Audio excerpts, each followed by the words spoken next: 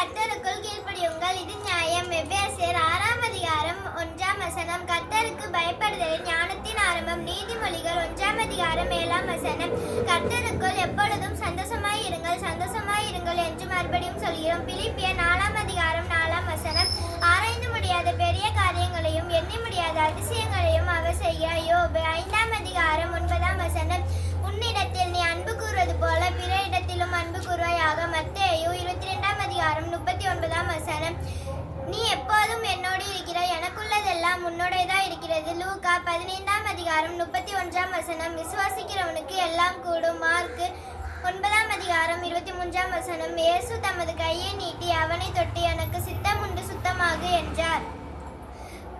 மத்தேயு 8 அதிகாரம் 3 துணிகரமான பாவங்களுக்கு உமது அடியனை விலக்கி காரும். சங்கீதம் 19 அதிகாரம் 13 சத்தியத்தையும் அறிவீர்கள், சத்தியம் உங்களை விடுதலையாக்கும் என்றார்.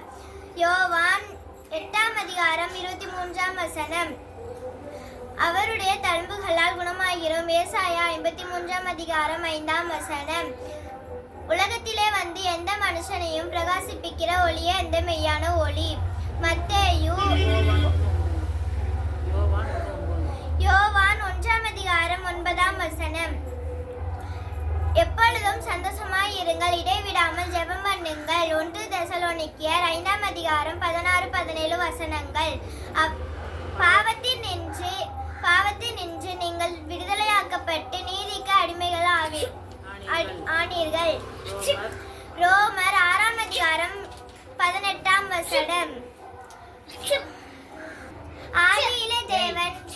ஆதியிலே தேவன் வானத்தையும் பூமியையும் சிருஷ்டித்தார். ஆதியாகமம் 1 அதிகாரம் 1 கன்மலையின் மேல் தன் வீட்டை கட்டின புத்தியுள்ள மனுஷனுக்கு ஒப்பிடுவேன். மத்தேயு 7 அதிகாரம் 24 இது என்றென்றைக்கும் நான் தங்கும் இடம், இதை நான் விரும்பினபடியால் வாசம் பண்ணுவேன்.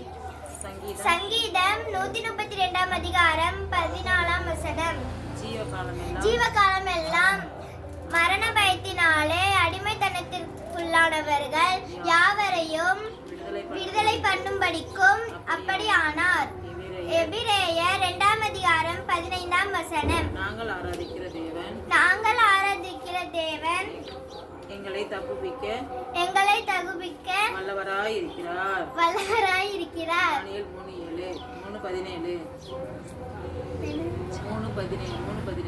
தானியேல் 3:17 தானியேல் 3 அதிகாரம் 17 கர்த்தர் உன்னை மேன்மேலும் ஆசீர்வதிப்பார். உபாகமம்